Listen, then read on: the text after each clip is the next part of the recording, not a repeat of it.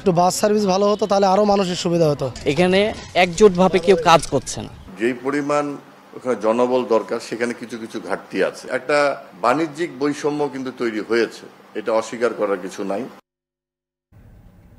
শোনা, দেশের স্থলবন্দরগুলোর কিছু খণ্ডচিত্র আমরা দেখছিলাম। আমাদের দেশের এই স্থলবন্দরগুলোর সাথে দক্ষিণ পূর্ব এশীয় যে দেশগুলো রয়েছে সেগুলোর বাণিজ্য প্রসার করা, সেখানে একই সাথে পর্যটনের একটা অমিত সম্ভাবনা বরাবরই রয়ে গেছে। দেশে 25টি শুল্ক স্টেশন রয়েছে, যার মধ্যে এখনো 12টি আসলে স্থলবন্দর হিসেবে কাজ করছে। আর যদি বলা হয় এর মধ্যে 10টি দিয়ে যাত্রী পারাপার কিন্তু চলছে প্রতিনিয়তই। আর এছাড়াও অবকাঠামো ও জনবল সংকট থাকায় কিন্তু এই স্থলবন্দরগুলোর সম্পূর্ণ সুফল দেশের অর্থনীতি ভোগ করতে পারছে না। আর এই স্থলবন্দরগুলো নিয়ে শান্ত বাজারে থাকছে বিশেষ প্রতিবেদন। আপনাদের সাথে আছি আমি সুলতানা স্বর্ণা এবং আমি তানজিম শাফিন। বিশ্বব্যাংকের প্রেসিডেন্টকে স্বপ্নের পদ্মা সেতুর চিত্রকর্ম উপহার দিলেন প্রধানমন্ত্রী। চুক্তি হয়েছে $2.5 বিলিয়ন ঋণ সহায়তা পেতে। বাংলাদেশ বিশ্বব্যাংক সম্পর্কের সুবর্ণ জয়ন্তীতে প্রধানমন্ত্রী বলেন, টেকসই অর্থনৈতিক প্রবৃদ্ধি খেলাপি হতে দেয়নি বাংলাদেশকে। পরে ভয়েস অব আমেরিকায় সাক্ষাৎকারে তুলে ধরেন দেশের অগ্রগতি।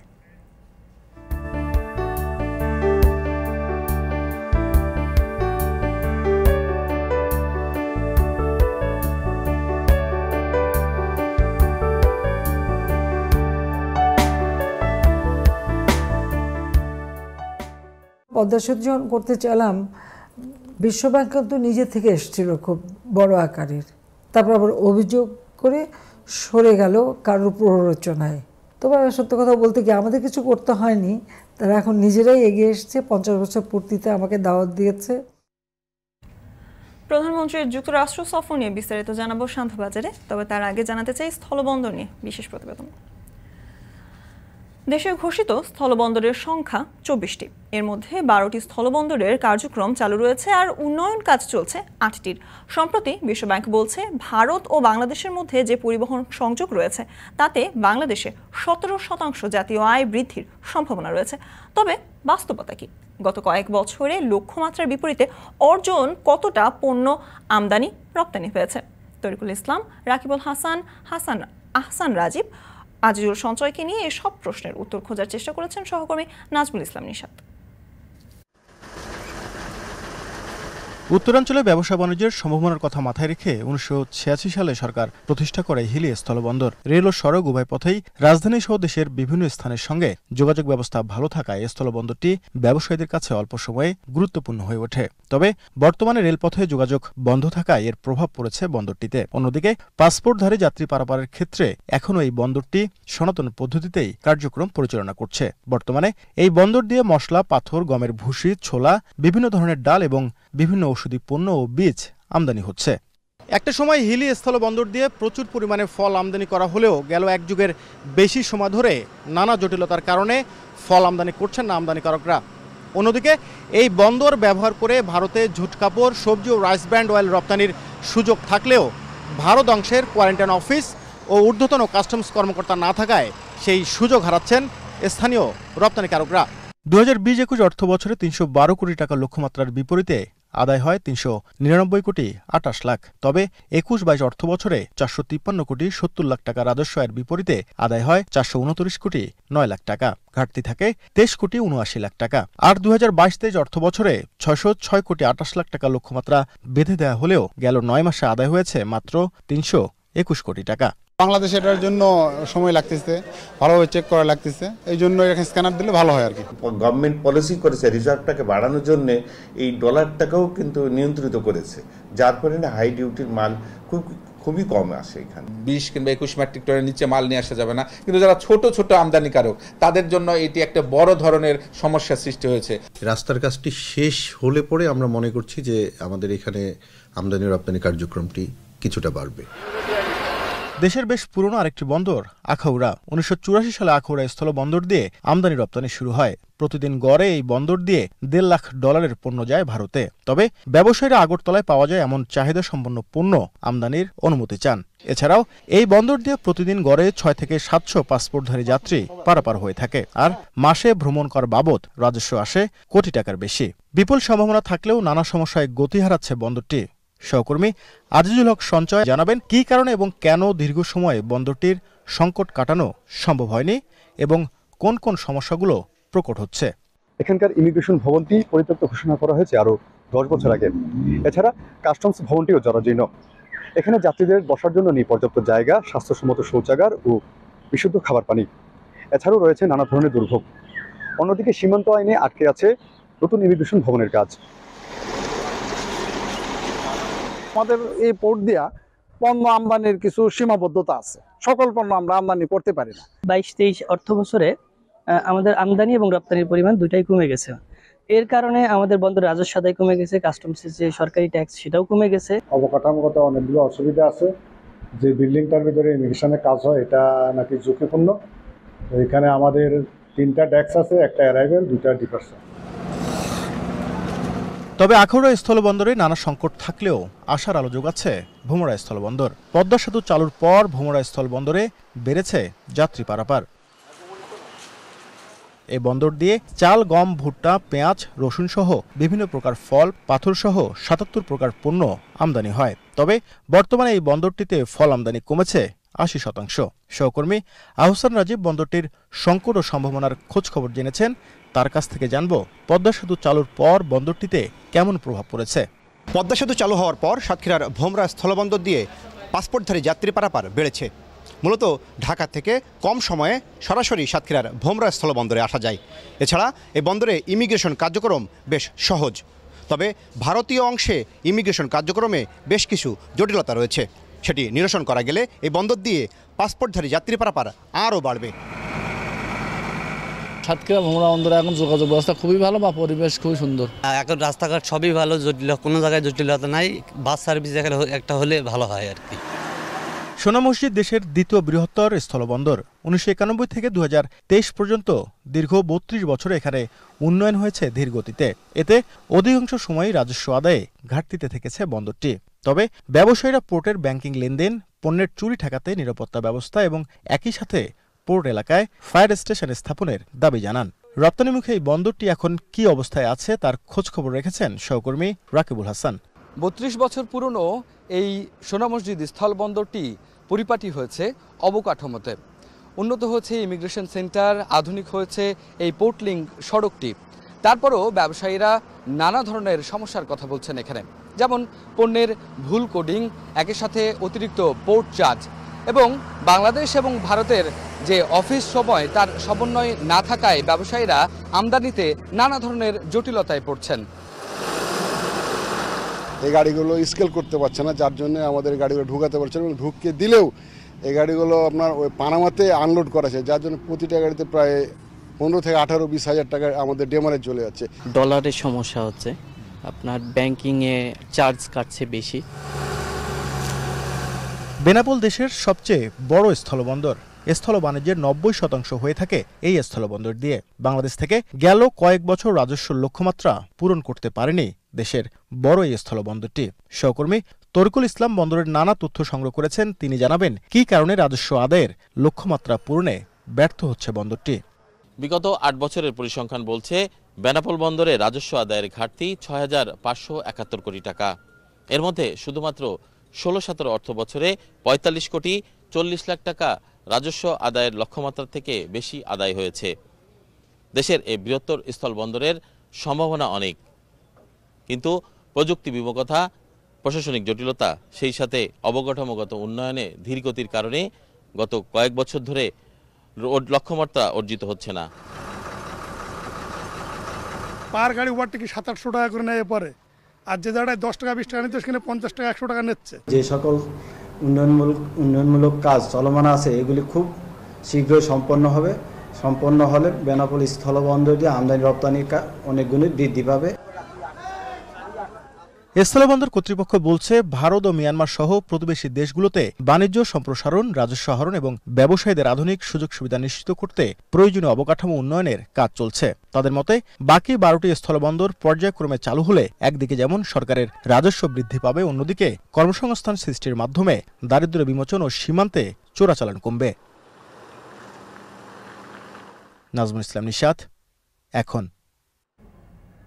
সহকর্মীদের প্রতিবেদনে দেখছিলাম দেশের নানা স্থলবন্দর যেগুলো খুব গুরুত্বপূর্ণ, সেগুলোর সীমাবদ্ধতা এবং সম্ভাবনা। সেখানে একটি বিষয় সীমাবদ্ধতার কথা উঠে এসেছে, যেটি হলো অবকাঠামো। স্থলবন্দরের অবকাঠামো নির্মাণে সরকার সর্বোচ্চ গুরুত্ব দিচ্ছে। সেই সাথে বন্দরগুলো ডিজিটালাইজ করার জন্য সরকারের লক্ষ্য বলে জানিয়েছেন পরিবহন প্রতিমন্ত্রী। তবে আধুনিক পূর্ণাঙ্গ স্থলবন্দর নির্মাণে আরও সময় প্রয়োজন বলেও জানান তিনি। এছাড়া মন্ত্রী বলেন, স্বরাষ্ট্র মন্ত্রণালয়ের অধীনে থাকা স্থলবন্দরের ইমিগ্রেশন বিভাগে জনবল সংকট থাকায় সেবা বিঘ্নিত হচ্ছে। যে রাজস্বের যে সূচকটা যেভাবে যাচ্ছিল, এই সূচকটা কোভিডের সময় পুরোপুরি পড়ে গেছে, একদম তলানিতে চলে এসেছে। সেখান থেকে আবার ঘুরে দাঁড়ানো, আপনি জানেন এর মধ্যে ডলার সংকট হয়েছে, আমাদের অনেক ডেভেলপমেন্ট কিন্তু বন্ধ হয়ে আছে, কারণ ডলারের যে রেট আমরা টেন্ডার করেছি এক রেটে, এখন বাজারে সেই মূল্যের রেট আরেক ধরনের, এবং সেখানে ডলারেরও একটা কিছু ক্রাইসিস আছে, এলসির ক্ষেত্রেও কিছু বাধাগ্রস্ত হচ্ছে। কাজেই একটা বাণিজ্যিক বৈষম্য কিন্তু তৈরি হয়েছে, এটা অস্বীকার করার কিছু নাই। তবে এগুলো ধীরে ধীরে আমরা কাটিয়ে উঠব। স্থলবন্দর কর্তৃপক্ষ গঠন করার পর থেকে কিন্তু এটা ধীরে ধীরে ধীরে ধীরে এখন শৃঙ্খলার মধ্যে এসেছে। এটা বেশি দিন আগের কথা না। আপনি যদি ধরেন, বেনাপোল হচ্ছে আমাদের সব থেকে বড় বন্দর। বেনাপোলের অবকাঠামো কিন্তু কিছুই ছিল না, শুধু একটা রাস্তা ছিল। সেখান থেকে আমাদের যাত্রী, যেহেতু প্রচুর হাজার হাজার মানুষ প্রতিদিন এখানে যাতায়াত করে, তাদের জন্য টার্মিনাল করা হয়েছে, তাদের সুযোগ সুবিধার জন্য অন্যান্য ফ্যাসিলিটিস করা হয়েছে, ওখানে তাদের নিরাপত্তার জন্য সেই ব্যবস্থা করা হয়েছে, এবং সেখান দিয়ে প্রচুর মালামাল আসা যাওয়া করে, সেটার জন্য ধীরে ধীরে সেখানে সেই ব্যবস্থা অবকাঠামো তৈরি করে। ইয়ার্ড ছিল না কোনো, সেখানে ইয়ার্ড করা হয়েছে। এনবিআর থেকে তারা একটা প্রকল্প নিয়েছে, এটাও ওয়ার্ল্ড ব্যাংক তাদেরকে সহায়তাটা দিচ্ছে। এই কার্যক্রমটা যখন বাস্তবায়ন হবে, প্রত্যেকটি পোর্ট আমাদের এই ডিজিটালাইজ হয়ে যাবে। ইমিগ্রেশনটা কিন্তু পুরোটাই দেখভাল করেন হচ্ছে স্বরাষ্ট্র মন্ত্রণালয় থেকে। তো তাদের যেই পরিমাণ ওখানে জনবল দরকার, সেখানে কিছু কিছু ঘাটতি আছে। সেই ঘাটতির কারণে কিছুটা একটা কিউ তৈরি হয়ে যায় এখানে। এদিকে স্থলবন্দর দিয়ে সবচেয়ে বেশি পণ্য আমদানি রপ্তানি হয় বাংলাদেশের ভারতের সাথে। আজ বিশ্ব সাহিত্য কেন্দ্রে এক সেমিনারে ঢাকায় নিযুক্ত ভারতীয় হাইকমিশনার বলেন, দুই দেশের বাণিজ্যিক সম্পর্ক দিন দিন আরও শক্তিশালী হচ্ছে।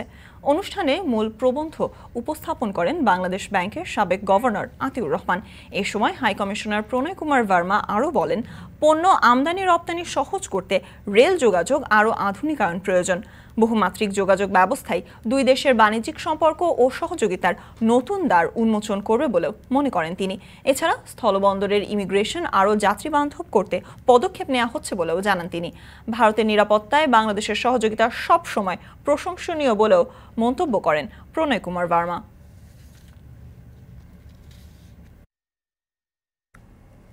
এবারে প্রধানমন্ত্রীর যুক্তরাষ্ট্র সফর প্রসঙ্গ। যুক্তরাষ্ট্রের বিশ্ব ব্যাংক সদর দপ্তরে সংস্থাটির নির্বাহী পরিচালকদের সঙ্গে বৈঠকে প্রধানমন্ত্রী শেখ হাসিনা বলেছেন, বাইরের চাপে বিশ্ব ব্যাংক পদ্মা সেতুতে অর্থায়ন বন্ধ করলেও বাংলাদেশ নিজেদের অর্থনৈতিক সক্ষমতার পরিচয় দিয়েছে। এদিকে 1 মে বাংলাদেশ ও বিশ্ব ব্যাংকের মধ্যে প্রায় $2.5 বিলিয়ন ঋণ সহায়তা চুক্তি স্বাক্ষরিত হয়েছে। আরও জানাবেন তোফাজ্জল লিটন। আঞ্চলিক বাণিজ্য ও কানেক্টিভিটি, দুর্যোগ প্রস্তুতি এবং পরিবেশগত ব্যবস্থাপনার উন্নয়নে বাংলাদেশকে $2.25 বিলিয়ন ঋণ সহায়তা দিবে বিশ্ব ব্যাংক। এ লক্ষ্যে 5টি প্রকল্প বাস্তবায়নের চুক্তি সই হয়েছে।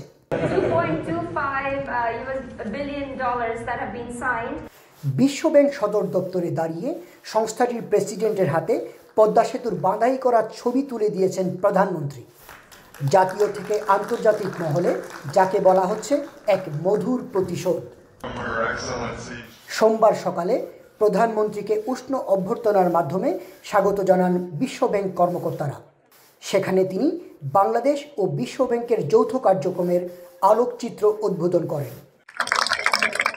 বিশ্ব ব্যাংক নির্বাহী কর্মকর্তা এবং প্রধানমন্ত্রীর সামনে এদিন প্রদর্শন করা হয় বাংলাদেশের পোশাক শিল্প এবং সাংস্কৃতিক পরিবেশনা। প্রদর্শনীতে ছিল বাঙালির ঐতিহ্যবাহী খাবারও।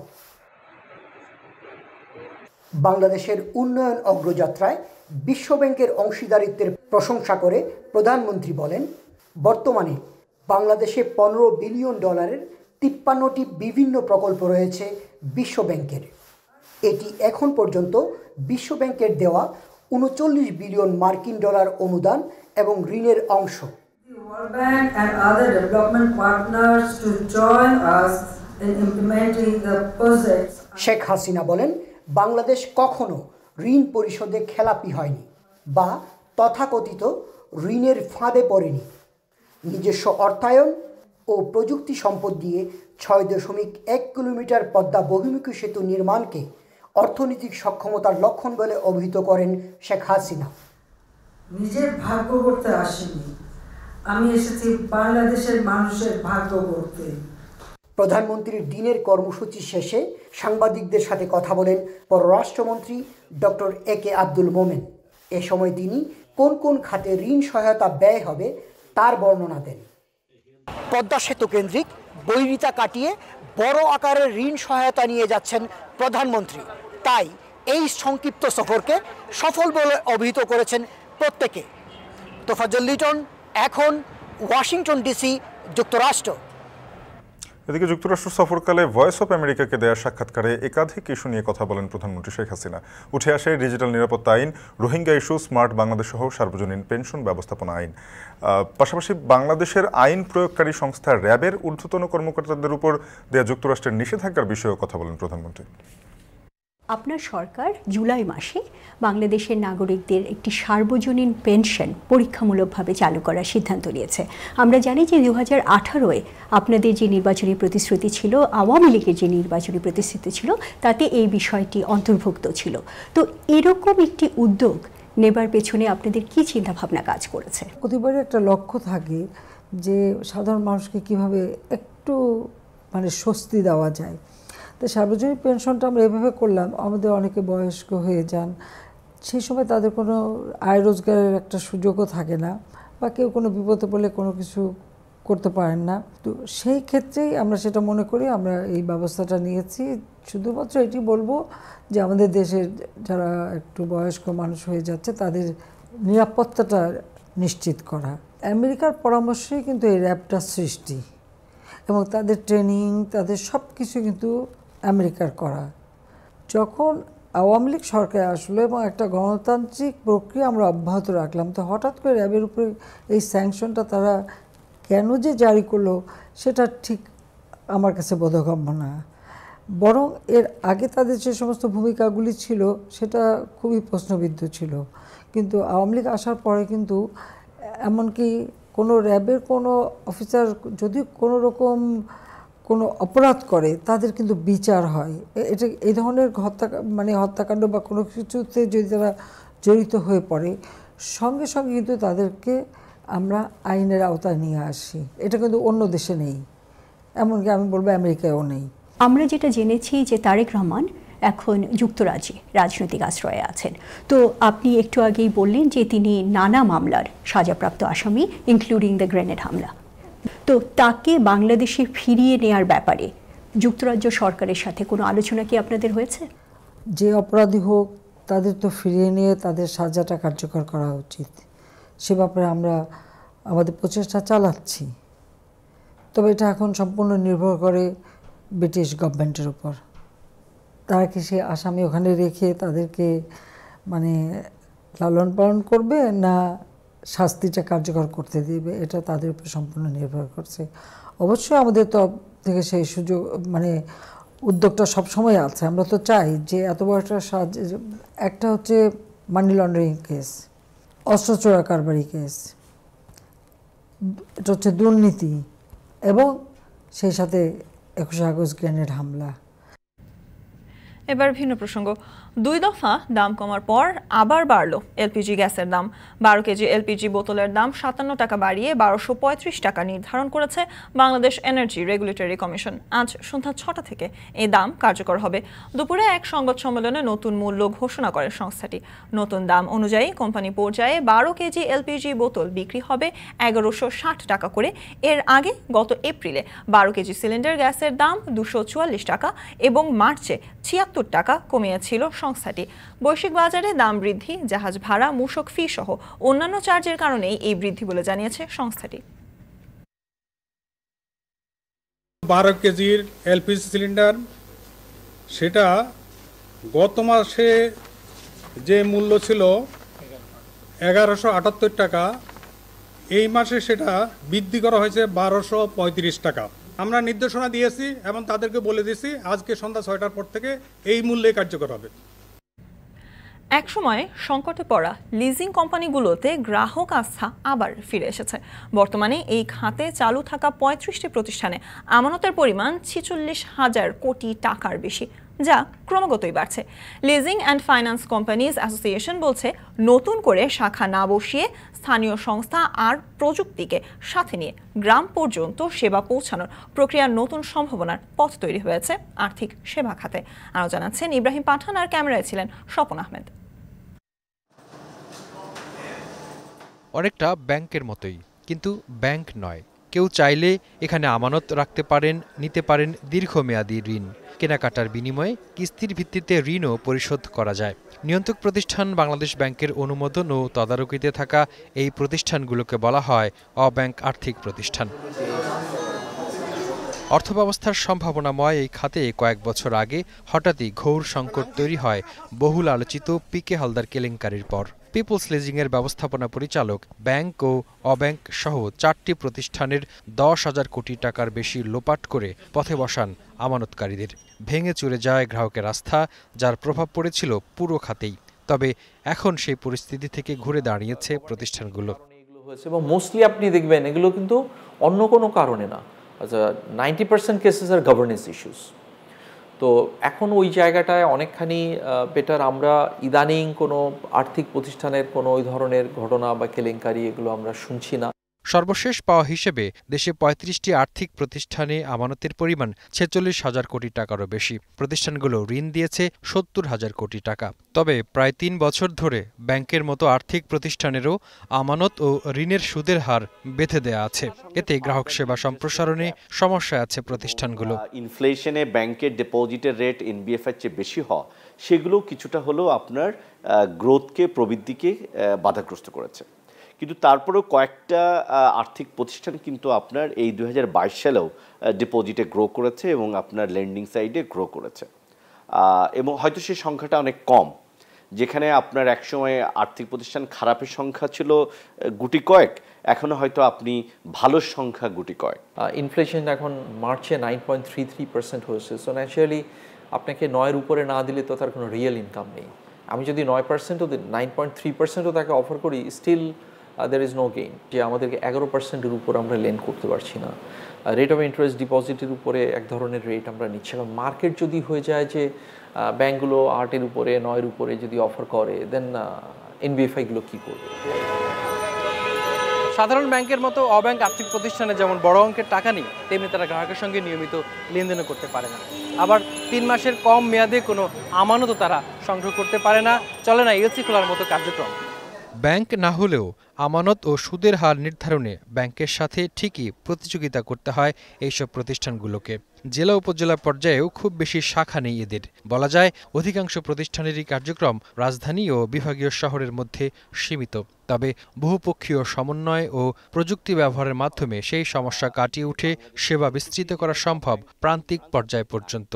বাংলাদেশের এই মুহূর্তে জনসংখ্যার 60-65% হচ্ছে ঢাকার বাইরের এবং শহরের বাইরের রুরাল এরিয়ার। তার মানে এইখানে শুধু ব্রাঞ্চ লেড মডেল দিয়ে এই পুরো জনসংখ্যাকে আসলে কভার করা যাবে না। টেকনোলজি, এমএফএস বা ওয়ালেটগুলো এবং যে সমস্ত এনজিও বা মাইক্রো ক্রেডিটরাও কাজ করছে, এইটার সঙ্গে আর্থিক প্রতিষ্ঠান একটা কোলাবোরেশন মডেল নিলেই আপনার এখানে একটা বড় ধরনের ভূমিকা পালন করা সম্ভব। আমরা বিগত 2 বছর ধরে আপনার টেকনোলজি ডেভেলপ করেছি। আপনি গ্রামের একজন কৃষক পরিবার 5 থেকে 10 লাখ টাকা তাদের ফার্মিংয়ের জন্য এখন অ্যাপ দিয়ে আমাদের কাছ থেকে লোন নিতে পারে। আর্থিক প্রতিষ্ঠানের ভিত্তি শক্ত করার পাশাপাশি খেলাপি ঋণ কমিয়ে আনতে আইন সংশোধন প্রক্রিয়া শুরু করেছে সরকার। তখন সুশাসনের ঘাটতিতে থাকা প্রতিষ্ঠানকে টিকে থাকতে হলে গ্রাহক সেবার মান বাড়াতে হবে, নয়তো বিলুপ্তির পথে যেতে হবে বলে মনে করছেন আর্থিক খাত সংশ্লিষ্টরা। ইব্রাহিম পাঠান, এখন, ঢাকা। কেমন হবে যদি বাংলাদেশ থেকে বিলাসবহুল ক্রুজ শিপে করা যায় বিশ্ব ভ্রমণ? এই স্বপ্ন সত্যি করতে উদ্যোগ নিয়েছে চট্টগ্রাম বন্দর।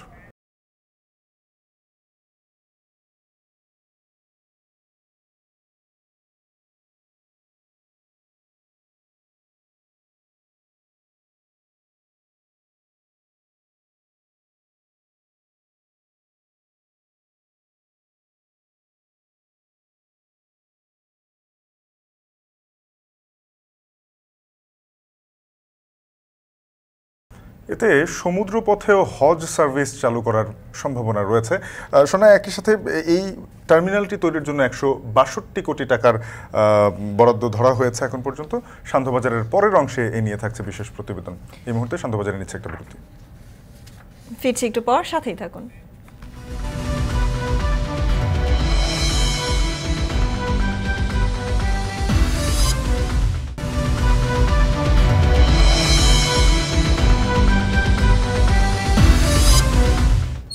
ফিরলাম বিরতির পর। আর আপনারা দেখছেন শান্ত বাজার।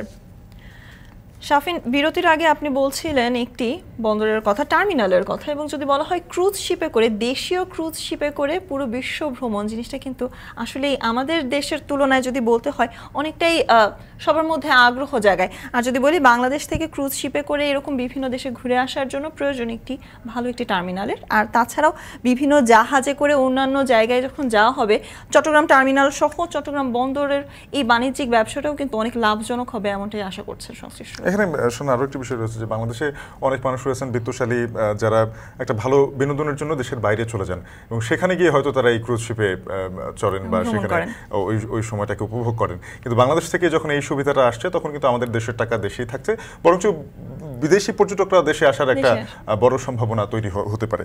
এ নিয়ে সহকর্মী হাজিরা শিউলির একটি প্রতিবেদন রয়েছে, আমরা দেখব। সমুদ্রের নীল জলরাশি ছুঁয়ে ক্রুজ শিপে ভ্রমণ, এমন রোমাঞ্চের যেন তুলনা নেই। সঙ্গে আরামায়েশের ব্যবস্থা থাকলে তো কথাই নেই। সারা বিশ্বেই জনপ্রিয় এমন বিলাসবহুল ক্রুজ ভ্রমণ। তবে বঙ্গোপসাগর ঘিরে বাংলাদেশের অপার সম্ভাবনা থাকলেও সমুদ্রপথে আন্তর্জাতিক রুটে কোনো পর্যটন জাহাজ চালু হয়নি এখনো। সম্প্রতি এক সমীক্ষা প্রতিবেদনে উঠে এসেছে পর্যটন খাতের নতুন এই সম্ভাবনার দিগন্ত। 80-র দশকে চট্টগ্রাম বন্দর থেকে জাহাজে করে সৌদি আরব যেতেন হজযাত্রীরা। হিজবুল বাহার জাহাজে করে যেতে সময় লাগত 2 থেকে 2.5 মাস। জাহাজটির ফিটনেস না থাকায় 1984 সালে বন্ধ হয়ে যায় এই সার্ভিস। দীর্ঘ 38 বছর পর আবারও সমুদ্র পথে হজযাত্রী ও পর্যটক পরিবহনের লক্ষ্য নিয়ে আন্তর্জাতিক যাত্রী টার্মিনাল নির্মাণের উদ্যোগ নিয়েছে চট্টগ্রাম বন্দর। এর বাণিজ্যিক সম্ভাবনা নিয়ে সম্প্রতি চূড়ান্ত সমীক্ষা প্রতিবেদন জমা দেয় চট্টগ্রাম ড্রাইডক। বন্দর চেয়ারম্যান বলছেন, হজযাত্রী পরিবহনের পাশাপাশি বছর জুড়ে মালদ্বীপ, ফুকেট, শ্রীলঙ্কা, ভারত সহ এ অঞ্চলের অন্যান্য দেশে পর্যটক পরিবহন করবে যাত্রীবাহী জাহাজ। এতে 9 থেকে 10 দিনে অনেক কম খরচে জেদ্দায় যেতে পারবেন হজযাত্রীরা। সেই সঙ্গে নতুন দুয়ার খুলবে পর্যটন শিল্পেরও। এই জাহাজগুলো 2 ধরনের কাজে ব্যবহার হতে পারে। একটা হলো আমাদের হজযাত্রী হিসেবে আমাদের পিলগ্রিমেজ ওদেরকে নিয়ে সৌদি আরব আনা নেওয়া করতে পারবে, তাহলে কিন্তু ফ্রেট অনেক, ওদের ভাড়াটা অনেক কমে যাবে। আমাদের এই বে অফ বেঙ্গল এবং আন্দামান সির ভিতরে যেই এরিয়াগুলো আছে, সুন্দর সুন্দর জায়গা আছে, মালদ্বীপ, শ্রীলঙ্কা, এসব জায়গায় আমাদের ট্যুরিজমটাকে আমরা প্রসারিত করতে পারবো। এবং এটার একটা সার্ভে হয়েছে এবং ভালো একটা প্রসপেক্ট আছে। টার্মিনাল নির্মাণে পতেঙ্গার নেভাল একাডেমি সংলগ্ন কর্ণফুলী নদীর মোহনাকে সুপারিশ করা হয় প্রতিবেদনে। সেখানে বন্দরের 1 একর জায়গার উপর নির্মিত হবে 250 মিটার দৈর্ঘ্যের এই টার্মিনাল। ভিড়বে 250 মিটার দীর্ঘ বড় জাহাজ। যাত্রীর ধারণ ক্ষমতা থাকবে 3 থেকে 4 হাজার। এছাড়া থাকবে যাত্রীদের immigration, boarding lounge, hotel, restaurant, convention hall সহ বিনোদনের অত্যাধুনিক সব সুযোগ সুবিধা। যেসব প্যাসেঞ্জারদের আসা নেওয়ার জন্য বিদেশিরা যখন থাকবে, সেখানে ইমিগ্রেশনের ফ্যাসিলিটি থাকবে, কার্গো লোডিং আনলোডিংয়ের ব্যবস্থা থাকবে, আপনার আমাদের বোর্ডিং ব্রিজ থাকবে, সেগুলো টোটাল একটা আন্তর্জাতিক একটা প্যাসেঞ্জার টার্মিনাল সেখানে গঠন করা হবে। ব্যবসায়ীরা বলছেন, অত্যাধুনিক সুযোগ সুবিধার ক্রুজ শিপ ও যাত্রীবাহী জাহাজ চালু হলে বিদেশি পর্যটকরাও বাংলাদেশ ভ্রমণে উৎসাহী হবে। এতে বিশ্বজুড়ে নতুন এক পরিচয় পাবে দেশের পর্যটন খাত। হজযাত্রী তার সংখ্যা কিন্তু অনেক বেড়ে গেছে। আপনি দেখবেন শুধু যে হজ আছে, হজের যাত্রীর পাশাপাশি কিন্তু ওমরা হজযাত্রীরও কিন্তু প্রচুর চাহিদা কিন্তু বাংলাদেশ থেকে। এবং আপনি জানেন যে আমাদের যে উড়োজাহাজের যে ভাড়া, তার তুলনায় কিন্তু আপনার সাগর পথে ভাড়া কিন্তু অনেক কম। তাতে মানুষের কিন্তু আগ্রহ অনেক বেশি আছে। বাংলাদেশ যারা পর্যটনরা যারা ক্রুজ শিপে চড়তে যায়, তাদেরকে আগে কিন্তু সিঙ্গাপুর যেতে হইতো বা যেখানে অন্য কোনো দেশে যেত, তারপর ক্রুজ শিপে অ্যাভেল করতে পারতো। তো এই ক্ষেত্রে কিন্তু এখন যেটা, যদি এই ফ্যাসিলিটি বাংলাদেশে আসে, আমাদের এটা অনেকখানি আমাদের পর্যটনের জন্য অনেক বড় একটা ভূমিকা রাখবে। প্লাস সেক্ষেত্রে বিদেশি পর্যটক যারা আছে তারাও আমার দেশ আসার সুযোগ পাবে। যাত্রী টার্মিনাল নির্মাণের সম্ভাব্য ব্যয় ধরা হয়েছে 162 কোটি টাকা। তবে বন্দর নিজস্ব অর্থায়নে নাকি পাবলিক প্রাইভেট পার্টনারশিপে টার্মিনাল নির্মাণ হবে সেটি ঠিক করবে নৌ পরিবহন মন্ত্রণালয়। পাহাড় ও সমুদ্র ভিত্তিক পর্যটনকে কাজে লাগিয়ে দেশের অর্থনীতিকে আমূল পাল্টে দিয়েছে নেপাল, মালদ্বীপ, থাইল্যান্ড, ইন্দোনেশিয়া সহ এশিয়ার অনেক দেশ। অথচ বঙ্গোপসাগরের বিশাল সমুদ্র এলাকার মালিক হয়েও পর্যটনে অনেক পিছিয়ে বাংলাদেশ। ট্যুরিজম বোর্ডের তথ্য মতে এদেশের জিডিপিতে পর্যটন খাতের অবদান 2.5%-এরও কম। তবে দেরিতে হলেও সমুদ্র পর্যটনের উন্নয়নে সরকারের নানামুখী উদ্যোগ আশার আলো দেখাচ্ছে। হাজার শিউলি, এখন চট্টগ্রাম। শান্তবাজারে আমরা দেখছিলাম স্থলবন্দরের কথা, আমরা কিন্তু দেখছিলাম রিভার ক্রুজের কথাও। যদি বলা হয় শুধুমাত্র স্থলবন্দর নয়, ব্যস্ত সময় পার করে আমাদের দেশের বিমানবন্দরগুলো এবং সেখানে ব্যস্ত সময় পার করে আমাদের বিমান বাংলাদেশও। শোনা, আমাদের থার্ড টার্মিনালের যে নির্মাণ কাজ চলছে সেটা শেষ হয়ে গেলে দেখা যাবে যে দেশে এয়ারক্রাফটের পরিমাণ অনেক বেড়ে যাবে, সেই সাথে দক্ষ পাইলটের চাহিদাও অনেক বাড়বে। আমাদের দেশে এখন পর্যন্ত 40% দক্ষ পাইলট আছে, তবে নতুন করে যারা আকাশ ছোঁয়ার স্বপ্ন দেখেন তাদের জন্য একটি নতুন দ্বার উন্মোচন করেছে বলা চলে দেশের বেসরকারি বিমান প্রতিষ্ঠান ইউএস বাংলা। তারা পাইলট প্রশিক্ষণের ব্যবস্থা করছে।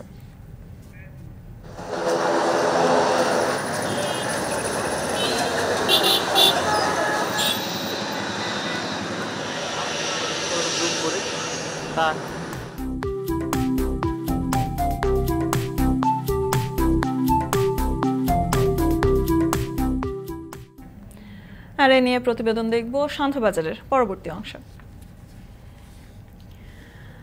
আমরা দেখছিলাম কিন্তু বন্দরের কথা, তবে যদি বলা হয় কিছুদিন আগে কিছু অগ্নিকাণ্ডের ঘটনা ঘটেছে এবং তা নিয়েও কিন্তু আমাদের বিভিন্ন বাহিনী কিন্তু আজ কথা বলেছেন। আমরা যে কথাগুলো বলছিলাম যে অগ্নিকাণ্ড আমাদের বঙ্গবাজার এর পরপরই আরও বেশ পুরান ঢাকায় হয়, নিউ মার্কেটে হয়। নিউ মার্কেটে যখন অগ্নিকাণ্ডের ঘটনাটি ঘটে সেখানে আইন শৃঙ্খলা রক্ষাকারী বাহিনীর সদস্যদের বেশ কিছু ছবি আমরা বলবো যে কৃতিত্ব স্বরূপ, তাতে সেই ছবিগুলো সামাজিক যোগাযোগ মাধ্যমে ছড়িয়ে যায়। সেখানে মানুষ তাদের মতামত দেন, তাদেরকে আসলে অ্যাপ্রিসিয়েট করেন এই কাজগুলোর জন্য।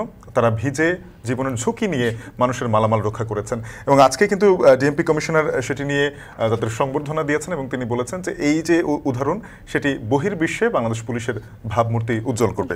এ নিয়ে সহকর্মী শাহরিয়ার জামান দ্বীপের একটি প্রতিবেদন রয়েছে, আমরা দেখব।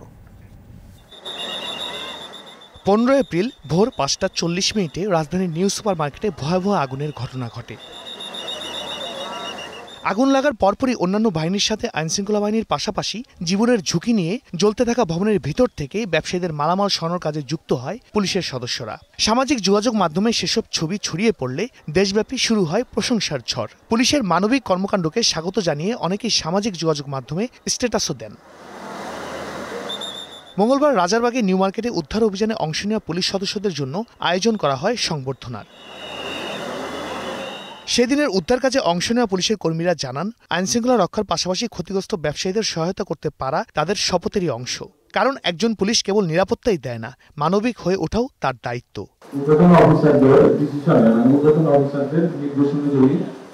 আমরা আমাদের অস্ত্রগুলো সকলের কাছে হেফাজতে রেখে আমাদের দ্বারা যতটুকু সম্ভব আমরা ব্যবসায়ীদের উপকার করার চেষ্টা করছি। ব্যবসায়ীরা বলছেন পুলিশের সহায়তা না পেলে যতটুকু মালামাল রক্ষা করা গেছে সেটাও রক্ষা করা যেত না। তবে একটি বিষয় আমাদের আজকে বলতেই হবে, বাংলাদেশ পুলিশ জেগে থাকে বলেই বাংলাদেশের মানুষ ঘুমাতে পারে। যদি পুলিশ জেগে না থাকতো আমরা ঘুমাতে পারতাম। এই যে আমাদের সঙ্গে পুলিশটা যে সহযোগিতা করেছে এবং শেষ 5 দিন আর সারা বাংলাদেশে পুরো মার্কেটে আগুনের ঘটনা ঘটে নাই। 1971 সাল থেকে পুলিশ জনগণের জন্য কাজ করে যাচ্ছে, সে ধারা এখনো অব্যাহত আছে, ভবিষ্যতেও থাকবে উল্লেখ করে ডিএমপি কমিশনার বলেন, নিউ মার্কেটের ঘটনায় বিশ্বব্যাপী পুলিশের ভাবমূর্তি উজ্জ্বল হয়েছে। আমার এই সদস্যরা নিউ মার্কেটে যেদিন আগুন লাগে তারা এই যে এক হাতে মুখে বাঁশি দিয়ে রাস্তা ক্লিয়ার করা, আরেকদিকে ঘাড়ে বিশাল একটা কাপড়ের বস্তা নিয়ে নিচে নেমে আসা, এই যে ছবি সারা বাংলাদেশে ভাইরাল হইল, এইটা আমার বাংলাদেশ পুলিশকে, আমার ডিএমপি পুলিশের উচ্চতা অনেক উপরে নিয়ে গেছে। একই সঙ্গে পুলিশের কোনো সদস্য বা কর্মকর্তার অন্যায় অনিয়মের জন্য বাহিনীর সুনাম যাতে ক্ষুণ্ণ না হয় সে ব্যাপারেও সতর্ক করেছেন পুলিশ কমিশনার। শাহরিয়ার জামান দ্বীপ, এখন, ঢাকা। শান্তবাজারের সময় হলো ছোট্ট একটি বিরতি, একটু পরে ফিরছি, সাথে থাকুন।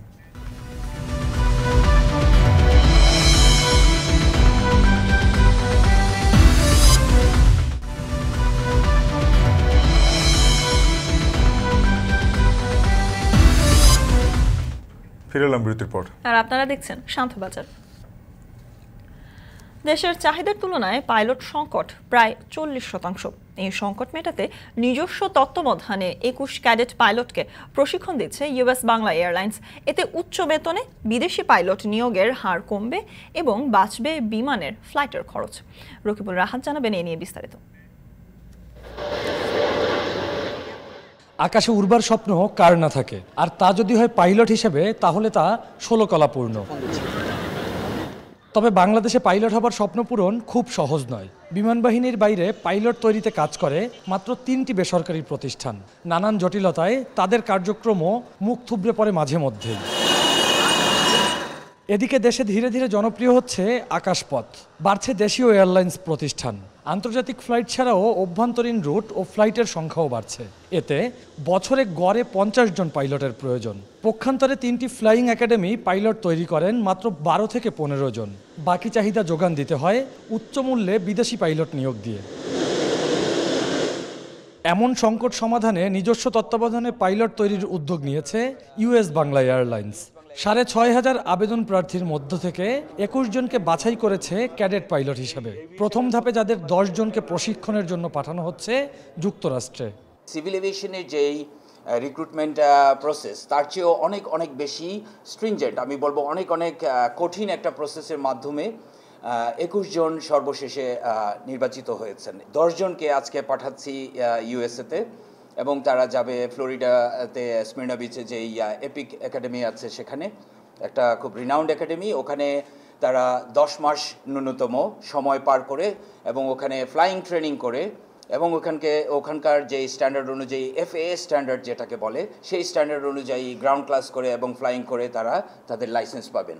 আকাশে উড়বার স্বপ্ন বাস্তবায়নের দ্বার প্রান্তে, তাই উচ্ছ্বসিত ভবিষ্যৎ পাইলটরা। জানালেন দেশকে সেবা করার ব্রত নিয়েই এগিয়ে যাবেন। ছোটবেলা থেকে যদি কেউ জিজ্ঞাসা করে যে আপনি কি হতে চান, ছোট বাচ্চারা বলবে যে আমি পাইলট হতে চাই।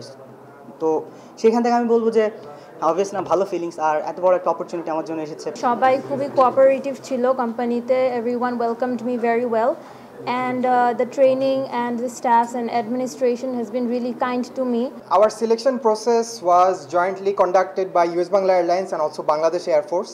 যুক্তরাষ্ট্রে প্রায় 10 মাসের ট্রেনিংয়ে প্রতিজন ক্যাডেট পাইলটের জন্য ইউএস বাংলা খরচ করবে $60,000। ভবিষ্যতেও এমন উদ্যোগ চলমান থাকবে বলেও জানায় প্রতিষ্ঠানটি।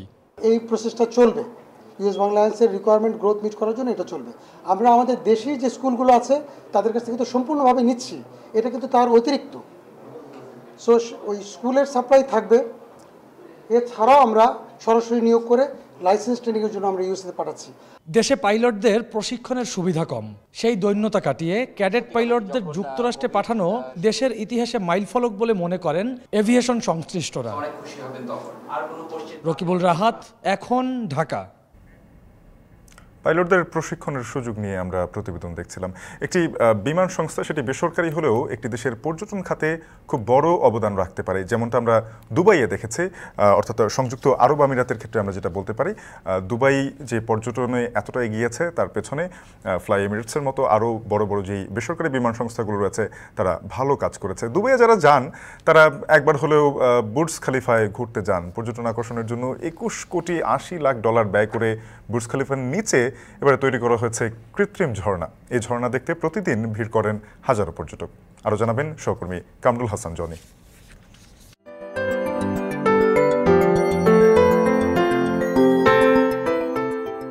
দুবাই ফাউন্টেন সংযুক্ত আরব আমিরাতে ঘুরতে আসা পর্যটকদের অন্যতম পছন্দের জায়গা। গানের তালে তালে যেন সেখানে চলে পানির নাচ। সঙ্গীতের মূর্ছনায় চোখ ধাঁধানো এই জলনৃত্যের আয়োজনে যে কেউ মুগ্ধ হন। প্রতিদিন হাজার হাজার পর্যটক ভিড় করেন এখানে।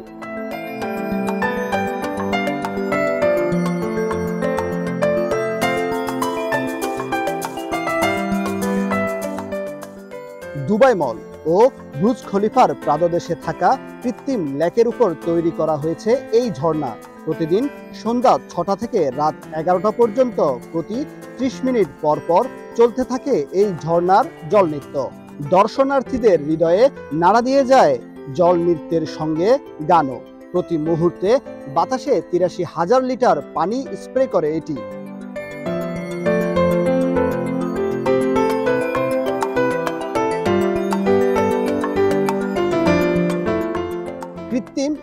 ঝর্ণা নির্মাণে ব্যয় হয় 21 কোটি 80 লাখ মার্কিন ডলার।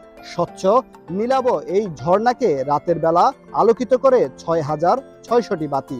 লেকটি ঘিরে আছে ব্রুজ খলিফা পার্ক, যেখানে শোভা পাচ্ছে নানা প্রজাতির গাছ। গাছের জন্য বছরে প্রায় 6 কোটি 80 লাখ লিটার পানি সরবরাহ করা হয়। পর্যটকরা একবারের জন্য হলেও দুবাইয়ের এই জলনৃত্য দেখতে আসেন।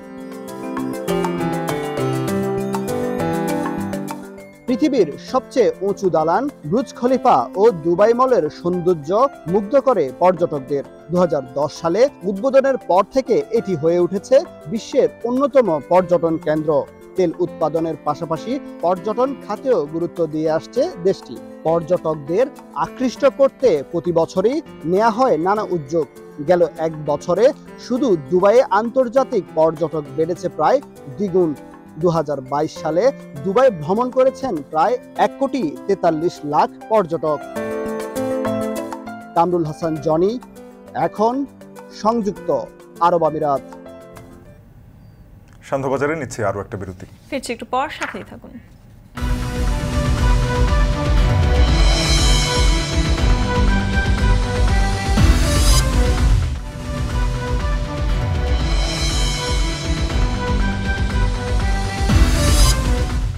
বিরতির পর আবার ফিরে এলাম। দেখছেন সান্ধ্য বাজার। এশিয়া ও প্রশান্ত মহাসাগরীয় অঞ্চলে প্রবৃদ্ধির পূর্বাভাস বাড়িয়েছে আন্তর্জাতিক মুদ্রা তহবিল। 2023 সালে এই অঞ্চলের 4.6% প্রবৃদ্ধি হবে বলে জানিয়েছে IMF। আঞ্চলিক অর্থনৈতিক পরিস্থিতি নিয়ে প্রকাশিত প্রতিবেদনে বলা হয়, চলতি বছর বিশ্বের মোট প্রবৃদ্ধির 70% আসবে এই অঞ্চল থেকে। আরও জানাবেন ঈশিতা ব্রহ্ম। মূল্যস্ফীতি নিয়ন্ত্রণে বিশেষ নজরদারির তাগিদ চলতি বছর বিশ্বের মোট প্রবৃদ্ধির অর্ধেকই আসবে চীন আর ভারত থেকে। চীনের অর্থনৈতিক কার্যক্রম পুরোদমে শুরু হওয়ায় বাড়বে এই অঞ্চলের আর্থিক স্থিতিশীলতা। তবে অতিরিক্ত মূল্যস্ফীতি আর পশ্চিমা ব্যাংকিং খাতের টালমাটাল পরিস্থিতি কিছুটা নেতিবাচক প্রভাব ফেলতে পারে এই অঞ্চলে, এমনটাই জানিয়েছে আন্তর্জাতিক মুদ্রা তহবিল। সংস্থাটি জানায়, চলতি বছর চীনের প্রবৃদ্ধি হবে 5.2 আর ভারতের 5.9%। Global growth is expected to decelerate and bottom out in 2023 as rising interest rates and Russia's war in Ukraine weigh on activity. Global inflation is easing but remains stubbornly high, and banking strains in the US and Europe have injected greater uncertainty into an already complex landscape. But against a somber backdrop of a challenging year for the world economy, Asia and Pacific remains a dynamic region. IMF বলছে, গেল বছরের তুলনায় অন্তত 1% বাড়বে চলতি বছর আর্থিক প্রবৃদ্ধি। তবে সুদের হার বাড়ানো আর ইউক্রেনে রাশিয়ার অভিযানের কারণে বিশ্বের বিভিন্ন অঞ্চলের প্রবৃদ্ধিতে ধীর গতি অব্যাহত থাকবে। এশিয়া আর প্রশান্ত মহাসাগরীয় অঞ্চলের দেশগুলো এই বছর বিশ্ব প্রবৃদ্ধিকে এগিয়ে নেবে। চলতি বছর প্রবৃদ্ধি বাড়বে মালয়েশিয়া আর ফিলিপিন্সেরও। তবে এই অঞ্চলের কেন্দ্রীয় ব্যাংকগুলোকে মূল্যস্ফীতি নিয়ন্ত্রণে রাখতে বিশেষ নজর দেওয়ার পরামর্শ দিয়েছে IMF। Where the reopening of the economy will provide fresh momentum for the region's growth. The Chinese economy is expected to expand by 5.2% in 2023. And data from the first quarter have confirmed our forecast of a dynamic start to 2023 with a strong rebound in consumption, as you can see in the chart on the left-hand side.